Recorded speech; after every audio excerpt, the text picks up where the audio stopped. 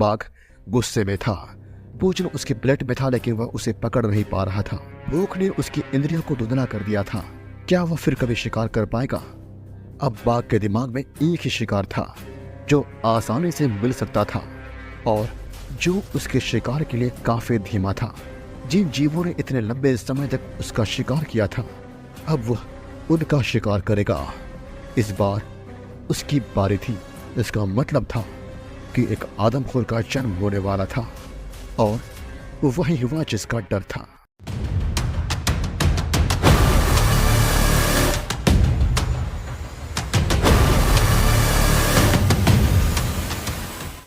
एक बड़े जंगल के बगल में कई गांव थे। सबसे बड़ा गांव जगनगर कहलाता था। यह एकमात्र ऐसा गांव था जिसमें स्कूल था और साथ ही साथ पूरे इलाके में यह इकलौता ऐसा गांव था जहां अस्पताल भी थे। जगनगर की आबादी लगभग 80 लोगों की थी, जो किसी भी अन्य गांव से दोगुनी थी। गांव के लोग अक्सर जंगल से होकर यात्रा करते थे क्योंकि यह एक गांव से दूसरे गांव जाने का सबसे तेज रास्ता था। जंगल में कई जानवर थे, भालू, तेंदुए, स्पॉटेड डियर और बाघ। गांव के लोग कभी भी अंधेरे में बाहर नहीं निकलते थे क्योंकि यह काफी खतरनाक था। गांव के लोगों की जानवरों के साथ एक अनोखी समझदारी थी। जब तक वे अपनी दूरी बनाए रखते, दोनों पक्ष एक दूसरे को नुकसान नहीं पहुंचाते। गांव के लोग और जानवर शांतिपूर्वक जीवन जी रहे थे। जगनगर के गांव के लोगों के लिए जंगल बहुत ही महत्वपूर्ण था क्योंकि गांव के ज्यादा लोग जंगल पर डिपेंडेंट थे, चाहे वो शहद के लिए हो या फिर लकड़ी के लिए हो। ऑलमोस्ट पूरा गांव जंगल के सहारे अपनी रोजी रोटी चलाता था, लेकिन इन सब में सबसे ज्यादा लकड़हारे थे जो लकड़ियों को काटकर बाजारों में जाकर बेच आया करते थे। पर वे एक पेड़ को नहीं छेड़ते और वह पेड़ था पीपल का पेड़, जो बहुत ही पुराना था। गांव के लोगों का मानना था कि इस पेड़ में एक आत्मा रहती है और वे उसके पास जाने की हिम्मत नहीं करते, कहीं ऐसा ना हो कि आत्मा को परेशान कर दे और वे उसके पीछे पड़ जाए। गांव वाले और जानवर दोनों ही शांतिपूर्वक जीवन जी रहे थे, लेकिन यह शांति लंबे समय तक नहीं टिकी। शिकारियों को पता चला कि जंगल में कई खूबसूरत जानवर रहते हैं। वे अपनी बंदूकें लेकर आए और जानवरों को मारकर उनकी खाल से अपने घरों को सजाने लगे। उन्होंने मार्गदर्शन के लिए गांव वालों को मोटी रकम दी और गांव वालों ने लालच में आकर शिकारियों की मदद की। जल्द ही जंगल, जो आमतौर पर जानवरों की चीखों से भरा रहता था, एक शांत जगह बन गया था। पक्षी जैसे ही किसी इंसान को देखते उड़ जाते। सियार अब बाहर नहीं निकलता। लंगूर जैसे ही किसी आदमी को देखते भाग जाते। जो जानवर कभी गांव वालों पर भरोसा करते थे, अब उनके साथ विश्वासघात हो गया था। जंगल में बहुत कम बाघ बचे थे, अधिकांश का शिकार हो गया और बाकी भाग खड़े हुए। लेकिन एक बाघ बचा था। वह काफी बूढ़ा बाघ था और अपनी युवा अवस्था से बहुत दूर था। उम्र के साथ इसका चमकीला नारंगी रंग का कोट फीका पड़ गया था। यह बाघ, जिसे गांव वाले राजा कहते थे, अपने प्राकृतिक शिकार से वंचित हो गया था। हिरण, जो हर दिशा में बड़े झुंड में पाए जाते थे, अब शायद ही दिखाई देते थे। राजा भोजन की तलाश में अपने इलाके से दूर चला गया था। वह एक रसीले सांभर को खोजने की उम्मीद में बदकिस्मत गांव जगनगर की ओर बढ़ गया था। साल 1992 में गांव का एक लड़का श्याम, जो खेतों में गायों को चराने के लिए जाता था, उसने अपने मवेशियों को चराने के लिए जंगल का रुख लिया। आमतौर पर उसका भाई राजू उसके साथ जाया करता था और गायों के चरने के दौरान वे मिट्टी में कुश्ती करते थे। आज उसका भाई बीमार था और उसके साथ नहीं आया। वह अपने पसंदीदा चट्टान पर बैठा मवेशियों की देखभाल कर रहा था और सुनिश्चित कर रहा था कि कोई भी गाय भटक ना जाए। श्याम को अपनी तेज आंखों पर गर्व था। यह काफी विडंबना थी कि उसने बाघ को नहीं देखा, जो केवल कुछ फीट की दूरी पर था। बाघ लंबे घास के बीच से अपने पेट के बल रेंगता हुआ निकल गया। हवा बाघ की दिशा में बह रही थी, जिसकी वजह से बाघ की गंध गाय तक नहीं पहुंच पाई। इस तरह गाय उसे सूंघ नहीं पाई। बाघ पूरी तरह से अदृश्य था। श्याम ने देखा कि गायों में से एक झुंड से थोड़ी दूर चली गई थी। ऐसे में उसने आवाज लगानी शुरू कर दी। गाय ने ध्यान नहीं दिया। निराश होकर श्याम चट्टान से उतरा और गाय की ओर बढ़ गया। तभी बाघ ने अपना कदम आगे बढ़ाया। बाघ घास से बाहर निकल आया। श्याम ने बाघ को देखा और फिर उसके अंदर हजारों भावनाएं एक साथ उमड़ पड़ी। पहले उत्साह, फिर डर की भावना। श्याम ने पहले कभी बाघ नहीं देखा था। बाघ उसकी कल्पना से कहीं ज्यादा बड़ा था। उत्साह और डर के मिले जुले भाव ने श्याम को स्तब्ध कर दिया था और वह राजसी जानवर को देखता हुआ बेहोश हो गया। बाघ के पंजे ने गाय की गर्दन पर जोरदार वार किया। इससे श्याम को वास्तविकता का एहसास हुआ। दुनिया के सबसे खतरनाक शिकारियों में से एक बाघ उसके सामने खड़ा था। श्याम जोर से चिल्लाया और फिर मवेशियों को जंगल में छोड़कर अपनी जान बचाने के लिए भाग गया। जब श्याम गांव पहुंचा तो उसने घटना गांव वालों को बताई। पहले तो गांव वालों ने उसकी बात पर यकीन नहीं किया, लेकिन जब उन्हें पता चला कि एक गाय गायब है तो वे यकीन करने के लिए मजबूर हो गए। बाघ ने एक गाय को मार डाला था। ऐसे में गांव वाले परेशान हो गए क्योंकि बाघ ने पहले ऐसा नहीं किया था। और फिर आनन फानन में वे मंदिर गए और पंडित से सलाह ली। पंडित जी ने कहा, दरअसल यह एक बुरी आत्मा है जो बाघ में प्रवेश कर गई है। वह अब आपकी सभी गायों को मार डालेगा। आप सभी बर्बाद हो चुके हैं। मुझे केवल एक ही उपाय सूझ रहा है। इससे पहले कि बाघ आपकी सभी गायों को मार डाले, आपको उस जानवर को मार देना चाहिए और उसके शरीर पर गंगा नदी का पवित्र जल छिड़कना चाहिए, तभी आत्मा मरेगी। हालांकि ऐसा पानी मिलना मुश्किल है, लेकिन मेरे पास कुछ है। मैं इसे आपको दे दूंगा, लेकिन आपको मुझे 500 रुपया देने होंगे। 500 रुपया काफी बड़ी रकम थी, लेकिन गांव वाले यह रकम देने के लिए राजी हो गए। तभी भीड़ में से किसी की आवाज आई, मैं कल सुबह सबसे पहले उस शैतान का शिकार करूंगा। बहादुर सिंह ने कहा, जिसका भाई एक प्रसिद्ध शिकारी था। बहादुर सिंह एक मोटा आदमी था जिसकी मूछें बहुत अच्छी थीं। वह अपने भाई के साथ एक से अधिक बार जंगल में गया था और गांव में किसी और से ज्यादा शिकार के बारे में जानता था। बाघ तभी शिकार करते हैं जब उन्हें भूख लगती है। गाय कम से कम 3 दिनों तक बूढ़े बाघ की भूख मिटा देगी। बहादुर सिंह ने अपने भाई की पुरानी डबल बैरल वाली बंदूक ली और उन्हें बताया कि कैसे उसके भाई ने कई बाघों को मारा है। मैंने सिर्फ एक बार एक बाघ को मारा है। मुझे लगता है कि मैंने राइफल का इस्तेमाल किया था। वह पास में ही दौड़ रहा था और मैंने इस तरह से ट्रिगर दबाया। उसने बाघ को मारने का तरीका गांव वालों को दिखाते हुए उनको इम्प्रेस करने लगा। सभी गांव वालों ने उत्साह से ताली बजाई। गांव वालों ने बहादुर सिंह के लिए उस जगह के पास एक पेड़ पर मचान बनाया जहां श्याम अपने गायों को चराने के लिए गया था। मचान एक ऊंचे पेड़ की चोटी पर था जो जमीन से लगभग 10 फीट ऊपर थी। इससे घास का मैदान साफ नजर आ रहा था। बहादुर सिंह के सामने घास का मैदान था और पीछे घना जंगल। बहादुर सारा दिन वहीं बैठा रहता और अपनी बंदूक से बाघ को मारने की कल्पना करता। उसने बाघ के लिए चारे के तौर पर एक बकरी को पेड़ पर बांध दिया था। 4 दिनों तक बहादुर सिंह सिर्फ बाघ को मारने की कल्पना करता रहा। अपने 4 दिनों में बहादुर सिंह ने सिर्फ कुछ सांबर हिरन, एक सियार और कई तरह के पक्षी देखे। भीषण गर्मी में बैठना मुश्किल था, लेकिन गांव वालों का लगातार ध्यान रखना भी बहुत जरूरी था। गांव वाले उसके लिए थालियों में खाना लाते। दोपहर में वह कुछ घंटे के लिए सोने के लिए अपने घर लौटता। नींद के इन कुछ घंटों में उसकी पत्नी बहादुर को डांटती और उसे बाघ का शिकार करना बंद करने के लिए कहती, क्योंकि उसने बाघों द्वारा शिकारियों को मारे जाने की कई कहानियां सुनी थी। बहादुर जब सोता था तो कुछ ग्रामीण उसकी बंदूक लेकर मचान पर बैठ जाते थे। हालांकि उन्हें बंदूक चलाने का तरीका नहीं मालूम था, लेकिन इससे उन्हें काफी सुरक्षा महसूस होती थी। चौथी रात बहादुर को थोड़ी नींद आने लगी। वह हर दिन 18 घंटे मचान पर बैठा रहता, इस उम्मीद में कि वह बाघ को मार देगा, लेकिन उस बाघ का कोई पता नहीं था।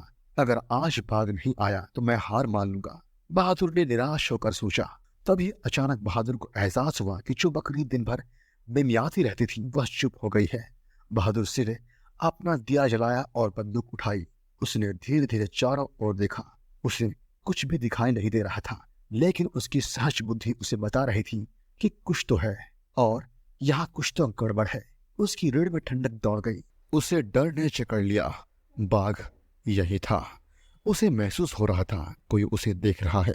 उसका दिमाग उसे बकरी को देखने के लिए कह रहा था, लेकिन उसका शरीर इस बात पर विरोध कर रहा था। वह इतना डरा हुआ था कि हिल भी नहीं पा रहा था। कुछ मिनट बाद बहादुर की सांसें धीमी हो गई, ठंड दूर हो गई और उसने नीचे देखा तो पाया कि बकरी वहां नहीं थी। जंगल का राजा वह बाघ अपने शिकार से खुश था। उसने एक इंसान की नाक के नीचे से बकरी चुराई थी। वह शिकार को घसीट कर एक झील के पास ले गया और उसे वहीं खाने लगा। बहादुर ने बाघ का शिकार करने की कई बार कोशिश की, लेकिन उसकी सारी कोशिशें बेकार हो गई। बाघ बहुत चालाक था। जब बहादुर सिंह ने गांव वालों को बताया कि वह 1 महीने तक बाघ का शिकार करने की कोशिश करने के बाद भी उसका शिकार नहीं कर पाया, तो गांव वालों ने यह काम पेशेवर शिकारियों पर छोड़ने का सोचा। गांव वालों ने आपस में बातें बनानी शुरू कर दी कि बहादुर चाहे जितना भी दावा करे, वह किसी दुष्ट आत्मा से ग्रसित बाघ को गोली नहीं मार सकता। आत्मा बहुत चालाक होगी। गांव वालों ने जॉन टेलर नाम के एक ब्रिटिश शिकारी को काम पर रखने का फैसला किया। जॉन ने पहले कभी बाघ का शिकार नहीं किया था और वह ये काम मुफ्त में करेगा, बशर्त वह बाघ की खाल अपने पास रख सके। वह हाल ही में अफ्रीका से आया था, जहां उसने शेर, चीता और तेंदुए जैसे विदेशी जानवरों का शिकार करते हुए अपना दिन बिताया था। वह बाघ का शिकार करना चाहता था क्योंकि उसने पहले कभी बाघ का शिकार नहीं किया था। जॉन टेलर के लिए ठहरने की व्यवस्था की गई। बहादुर सिंह की जगह जॉन के आने से बहादुर को यह बात अच्छी नहीं लगी और उसने बाकी दिन अपने घर में उदास होकर बिताया। जॉन टेलर अपने व्यवहार में काफी विनम्र था और उसने गांव वालों का दिल काफी जल्दी जीत लिया। जॉन के शिकार पर जाने के एक दिन पहले वह बाघ चुपके से गांव में घुसा और एक गाय को मार डाला और उसे उठाकर ले गया। वह गाय बहादुर सिंह की थी। बहादुर सिंह गुस्से से भर गया। मेरी हीरा, वह कितनी मासूम गाय थी। वह बच्चे को जन्म देने वाली थी। वह शैतान इसकी कीमत चुकाएगा, उसने कहा। अगले दिन उसने जॉन के साथ जाने और अपनी गाय की मौत का बदला लेने का फैसला किया। बाघ ने गाय को घसीटकर जंगल ले गया था। वहां उसने गाय को मजे से खाया। किसी ने बाघ को गाय पर हमला करते हुए नहीं देखा था। बाघ अपने शिकार के साथ पास की झील पर गया होगा और वही झपकी ले रहा होगा। अगले दिन जॉन बहादुर सिंह और कुछ अन्य ग्रामीणों के साथ निकल पड़ा और बाघ द्वारा छोड़े गए खून के निशानों का पीछा किया। कुछ ही देर बाद जॉन और उसका समूह शिकार स्थल पर पहुंच गया। मेरे लिए यहाँ एक मचान बनाओ, मैं यहाँ रात बिताऊंगा, जॉन ने आदेश दिया। ग्रामीणों ने काम शुरू कर दिया। उन्हें मजबूत शाखाओं वाला एक अच्छा लंबा पेड़ मिला और उन्होंने सबसे ऊपरी शाखा पर मचान बनाने का फैसला किया, जिससे उन्हें शिकार का स्पष्ट दृश्य दिखाई दे। उस दिन पूर्णिमा थी और चांद की रोशनी से जंगल चमक रहा था। ऐसे में बाघ के भागने का कोई रास्ता नहीं था। अगर वह वहां प्रकट होता तो बहादुर सिंह और जॉन टेलर मसाला चाय से भरे थर्मस के साथ मचान में साथ साथ बैठे थे। दोनों ने 2 घंटे तक इंतजार किया। जब उन्होंने सांबर की आवाज सुनी, लेकिन यह एक फॉल्स अलार्म कॉल थी। अब लगभग आधी रात हो चुकी थी और कोहरा छाने लगा था, जिससे बहादुर और जॉन की नजरें बाधित हो गई थी। मसाला चाय का थर्मस लगभग खत्म हो चुका था और बहादुर झपकी ले रहा था। तभी उन्हें पास में एक लंगूर की आवाज सुनाई दी। फिर एक बार्किंग डियर ने आवाज लगानी शुरू कर दी। इसका मतलब था बाघ आस पास ही है। जॉन ने सेफ्टी कैच निकाला और निशाना लगाने के लिए तैयार हो गया। बहादुर सिंह ने जॉन से कहा कि वह बाघ को गोली मारना चाहता है क्योंकि वह अपनी प्यारी गाय हीरा का बदला लेना चाहता है। जॉन ने ऐसा ही किया। कुछ देर बाद बाघ स्पष्ट रूप से उनकी नजर में आ गया था। वह राजा की तरह अपने शिकार की ओर चला और उसके बगल में बैठ गया। बहादुर सिंह ने निशाना साधा। अंधेरा था, लेकिन चांदनी में बाघ साफ दिखाई दे रहा था। बहादुर सिंह ने निशाना साधा और ट्रिगर दबा दिया, लेकिन गोली नहीं चली। बहादुर सिंह गुस्से से बोला, लानत है इस बंदूक पर, तुम्हें सेफ्टी कैच हटाना ही होगा बेवकूफ। जॉन ने स्पष्ट रूप से निराश होकर कहा। दरअसल बहादुर आनंद फानंद में और जोश में सेफ्टी कैच हटाना भूल गया था और यह एक बेवकूफ़ी भरी गलती थी।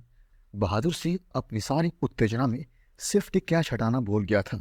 अब तक बाघ को उनकी उपस्थिति का एहसास हो चुका था। ऐसे में वह निकटतम झाड़ी की ओर भागा। जॉन ने जल्दी से अपनी राइफल से गोली चला दी। जॉन ने सिर पर निशाना साधा, लेकिन बाघ इतनी तेजी से भागा कि यह बताना असंभव था कि गोली कहाँ लगी थी। बाघ दर्द से दहाड़ने लगा और जॉन को यकीन था कि वह जानवर के सिर पर लगा होगा। क्योंकि वह आगे की घनी झाड़ी में जा गिरा था। वह जल्दी से शव को निकालने के लिए मचान से नीचे उतरा, लेकिन वह कहीं नहीं मिला। जॉन शव को खोजना चाहता था, लेकिन घने अंधेरे में वह जानता था कि यह व्यर्थ होगा। वह बहादुर के पास गया और उसके कंधे पर थपथपाया। अब वह बाघ तुम्हें परेशान नहीं करेगा मेरे दोस्त। वे दोनों साथ साथ गांव पहुंच गए। जॉन और बहादुर ने सोचा कि यह कहानी का अंत है, लेकिन यह कहानी का अंत नहीं था। यह तो बस शुरुआत थी। बाघ के कंधे पर चोट लगी थी। उसका बायां कंधा खून से लथपथ था। यह जानलेवा घाव नहीं था, लेकिन इससे निशान रह जाएगा। वह घाव ठीक नहीं होने वाला था, जिसकी वजह से वह बहुत दर्द में था और उसने आराम करने का फैसला किया। बाघ को घायल हुए 2 दिन हो चुके थे और वह अपनी जगह से हिल भी नहीं पा रहा था और वह काफी भूखा भी था। ऐसे में उसने फिर से शिकार पर जाने का फैसला किया। इस बार उसने एक सांभर देखा। क्या किस्मत थी, उसे आखिरकार एक सांभर मिल गया था। वह अपने पेट के बल घास में रेंगता हुआ चला गया। सांभर खतरे से अनजान चरता रहा। बाघ ने बेखबर हिरण पर झपट्टा मारा और अपने बायां पंजा उसके गर्दन पर रखने की योजना बनाई, लेकिन सांभर तेज था। ऐसे में वह भागने लगा। बाघ ने पूरी ताकत से उसका पीछा करना जारी रखा, लेकिन इसके कंधे में भयंकर दर्द हुआ और उसके पास पीछा छोड़ने के अलावा कोई विकल्प नहीं था। उसका कंधा बहुत दर्द कर रहा था। ऐसी चोट के साथ वह कभी भी इतनी तेजी से भाग नहीं पाएगा कि सांभर या किसी अन्य जंगली जानवर को पकड़ सके। अब तो गाय भी उससे आगे निकल सकती थी। बाघ गुस्से में था। भोजन उसके प्लेट में था, लेकिन वह उसे पकड़ नहीं पा रहा था। भूख ने उसकी इंद्रियों को धुंधला कर दिया था। क्या वह फिर कभी शिकार कर पाएगा? अब बाघ के दिमाग में एक ही शिकार था जो आसानी से मिल सकता था और जो उसके शिकार के लिए काफी धीमा था। जिन जीवों ने इतने लंबे समय तक उसका शिकार किया था, अब वह उनका शिकार करेगा। इस बार उसकी बारी थी। इसका मतलब था कि एक आदमखोर का जन्म होने वाला था और वही हुआ जिसका डर था।